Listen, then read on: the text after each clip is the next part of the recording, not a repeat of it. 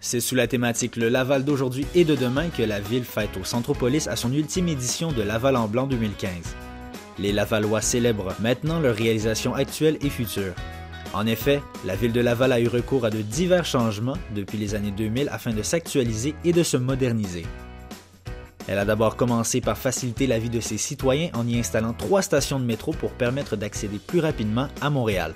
La station Montmorency a été inaugurée en 2007. Son nom prend son origine du plus réputé des anciens propriétaires de l'île Jésus, Monseigneur François de Montmorency-Laval, qui fut le premier évêque de la ville de Québec. Les 2 autres stations situées à Laval, Cartier et de la Concorde ont aussi été inaugurées dans la même année. Au fil des années, les grands centres commerciaux de Laval tels que le Centre Laval et le Centropolis ont pris de l'expansion. En effet, on retrouve de nouvelles innovations telles que le Sky Venture qui a été mis en place en 2008 par son fondateur Alain Guérin. Ce simulateur de chute libre est équipé de 4 moteurs de 350 chevaux vapeur avec une chambre d'envol de 4,26 mètres de diamètre. Au niveau culturel, Collège Montmorency rend hommage à l'acteur Claude Legault, un ancien étudiant du Cégep. Elle nommera sa nouvelle salle de spectacle comportant 200 places sous le nom du comédien. Toujours dans le domaine de l'éducation, l'Université de Montréal a ouvert un nouveau pavillon à Laval. Construit en 2011, il accueille aujourd'hui plus de 2500 étudiants. Laval est une ville de projet. C'est ainsi que la Place Belle ouvrira ses portes en 2017.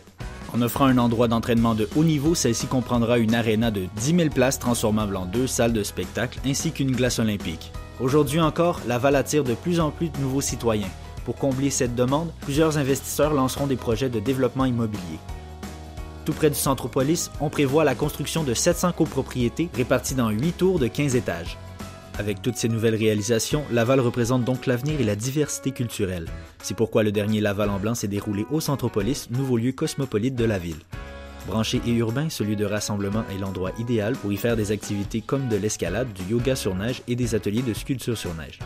On y apprend même à faire du patinage artistique. Bien, aujourd'hui, on est ici pour faire de l'animation avec les enfants, leur donner des petits trucs au niveau du patinage artistique et nos personnages, parce qu'on a des personnages qui sont ici pour faire l'animation, amuser les enfants, leur donner des petits conseils pour le patinage. Puis on va aussi présenter quelques petits numéros à la fin de chaque heure.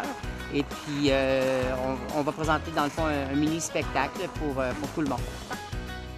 Pour conclure la journée en beauté, Fanny Bloom et Pascal Picard ont fait danser les Lavallois en fête.